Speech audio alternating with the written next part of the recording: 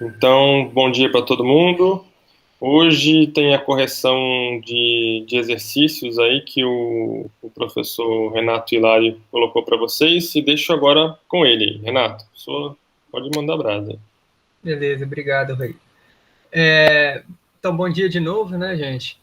E aí, vocês devem ter rodado esse exercício com os dados de Aluata, né? Eu queria saber se deu tudo certo, né? E qual conclusão vocês chegaram, né? Assim, qual que foi a função que vocês selecionaram como mais apropriada a esses dados? Tiveram alguma dúvida também?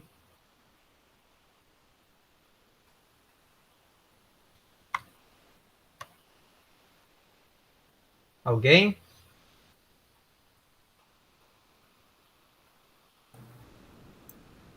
Vocês podem usar o microfone para falar ou colocar a pergunta no chat aqui. Eu rodei, Hilário. Eu lembro quando eu fiz o curso de distance mesmo, o pessoal falava de combinar só algumas dessas combinações de função, né, de chave e de Ajustamento. termo de ajuste, né? E aí eu fiz só para essas combinações, são 6 combinações, né?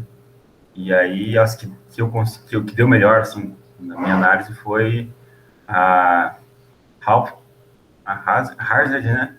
Cosseno e a Hazard polinomial foram as duas melhores, e a melhor ajuste do Good Fit foi a polinomial. Não sei se está correto. A hazard rate polinomial?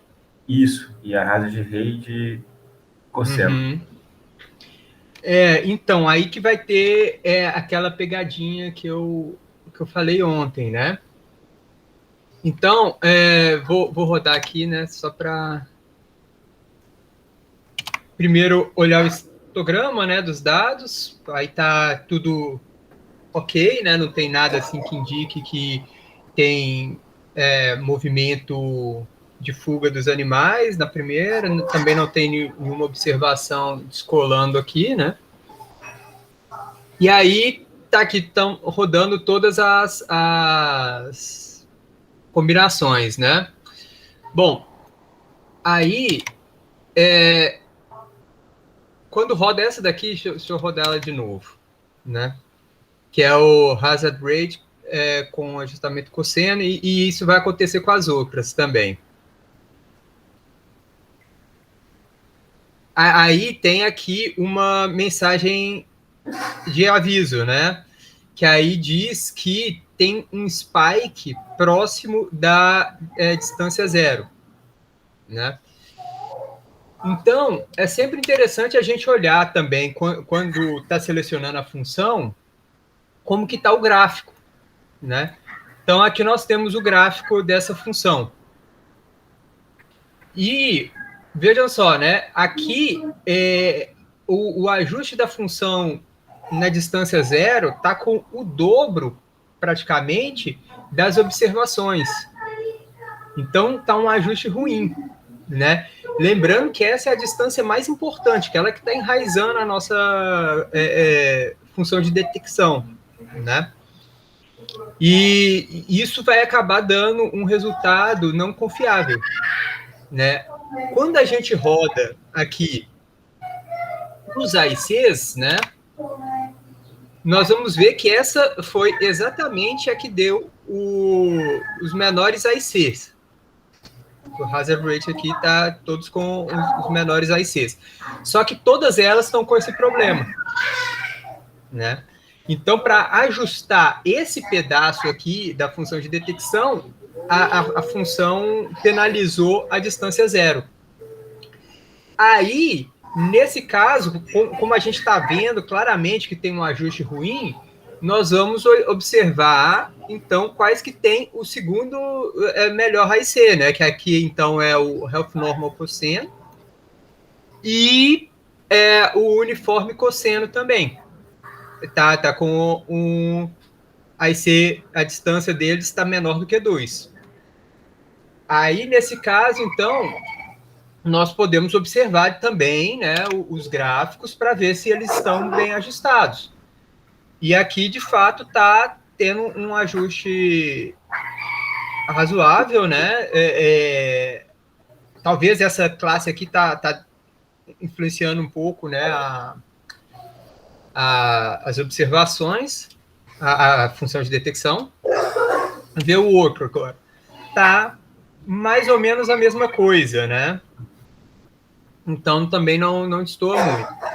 Aí, nós podemos olhar o Goodness of Fit, né? Bom, só subir aqui um pouco para a gente observar melhor.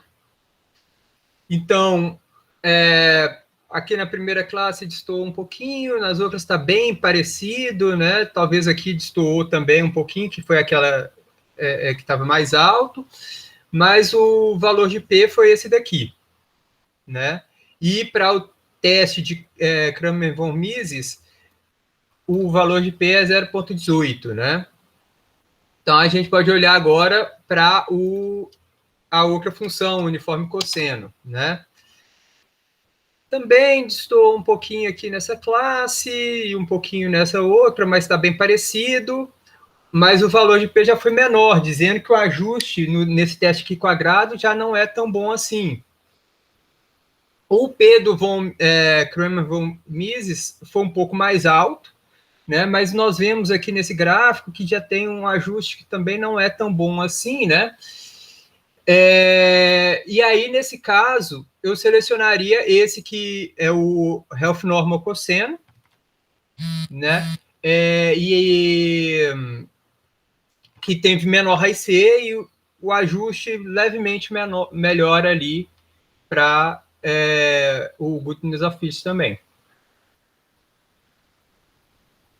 Aí, a gente pode olhar aqui também o resultado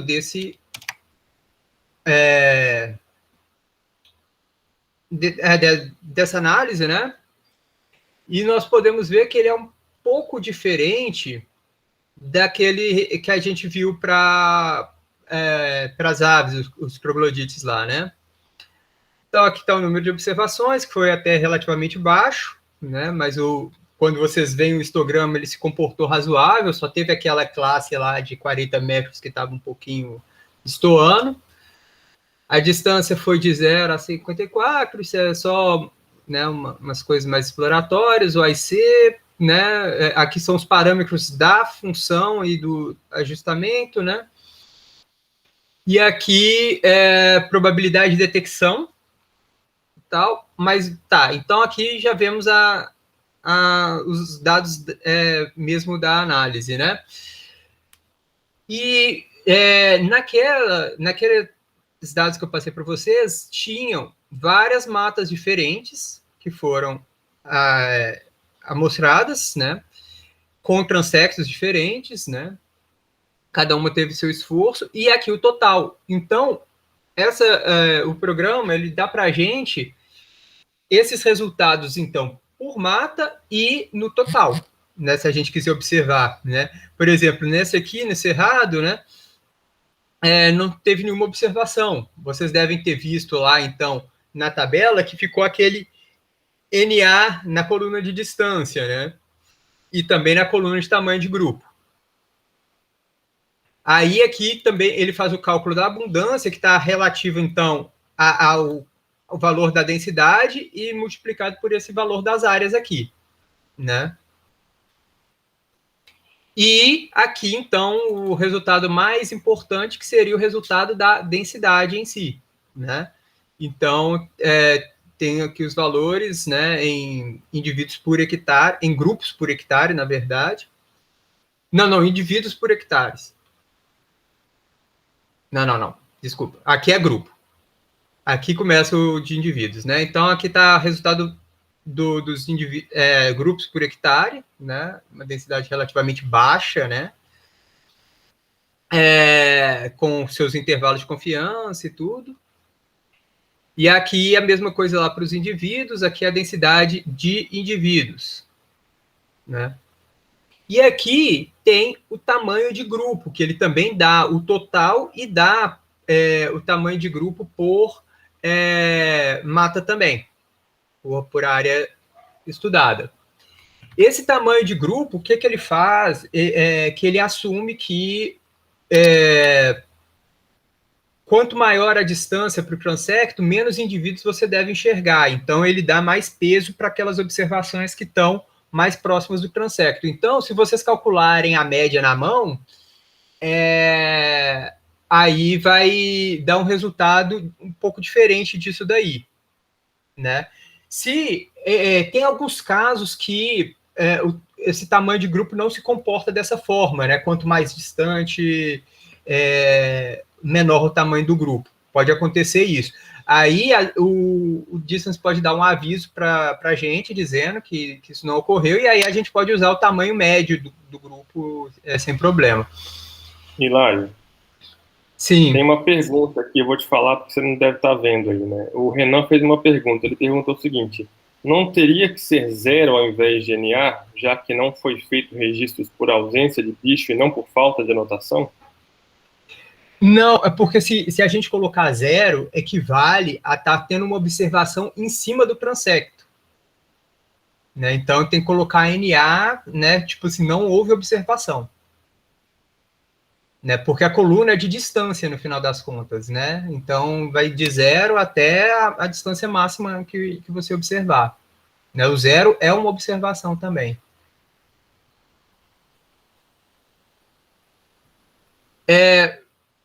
Vocês conseguiram chegar nesse resultado que eu passei, de que seria o melhor seria o ref normal cosseno, ou vocês acabaram também selecionando o hazard rate?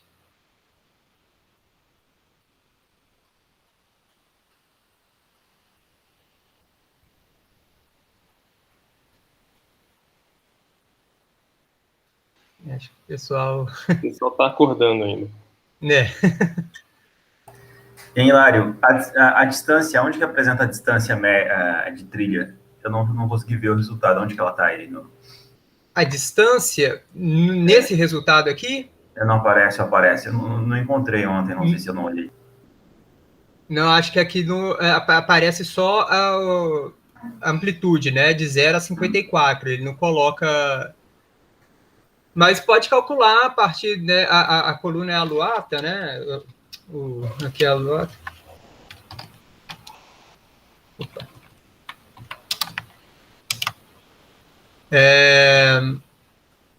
Distance, né?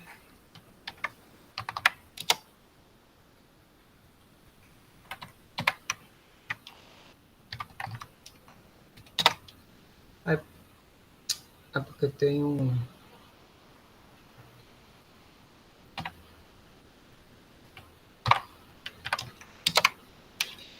a média está 18, seria a distância média. Mas, assim, também, esse valor, né, lembrando que ele não é muito representativo, porque você tem uma distribuição bem skewed, né, assim, para o lado esquerdo, né? Então, a média não é uma boa descrição. Talvez a mediana seria... Mas a largura efetiva de trilha, Renato, ela representa? Ele consegue esse valor? Ah, tá.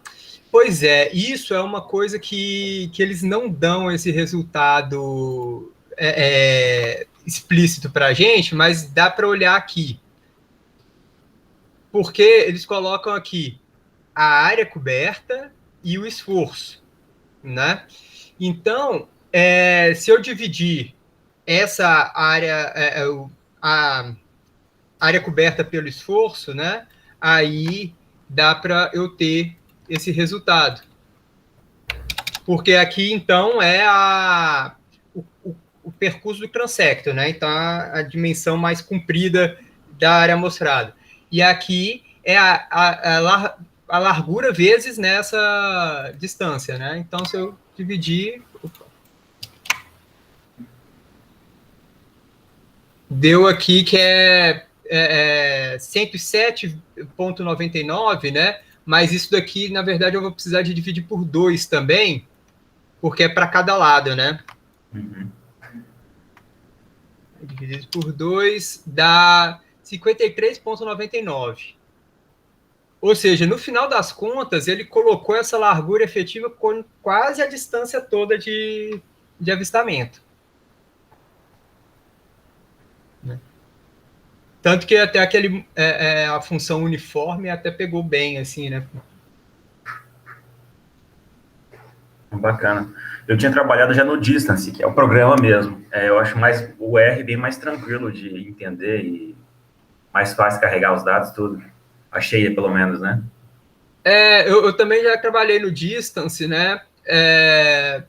E assim, para esse procedimento de ter que ficar repetindo as coisas, o R é muito mais fácil, né? Porque você copia as funções. O Distance, ele também tem a exponencial negativa, né? A função, que não foi implementada aqui no R. Mas o próprio pessoal que desenvolve o Distance não recomenda essa função, porque ela não tem, eles chamam de ombro, né? Assim, porque então o ideal é que tenha pelo menos um trechozinho onde é constante ali a visualização em torno do zero, né? E aí depois comece a cair. E nessa função exponencial negativa não tem esse ombrozinho, né? Já cai direto. Né? Talvez para esses dados e até apresentar um bom ajuste, mas só que isso não é, na parte teórica do distance, o ideal. Né? E outra vantagem de se trabalhar com R é porque, dependendo do que você vai fazer depois com as suas análises, né, aí você já pode usar os dados já estão carregados dentro do próprio programa, né, se for fazer algum tipo de modelagem posterior ou testes estatísticos, né, já estão os dados todos aí.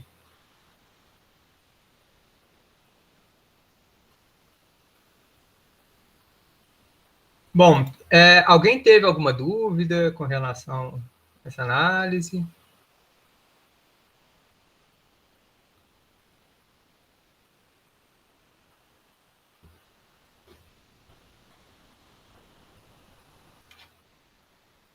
Então a gente pode já, né, encerrar, né, e aí ficar aguardando a próxima, né? Beleza, obrigado, Renato. Obrigadão pela aula aí. Bem interessante Que esse tema. isso. E eu que trabalhei com um pouco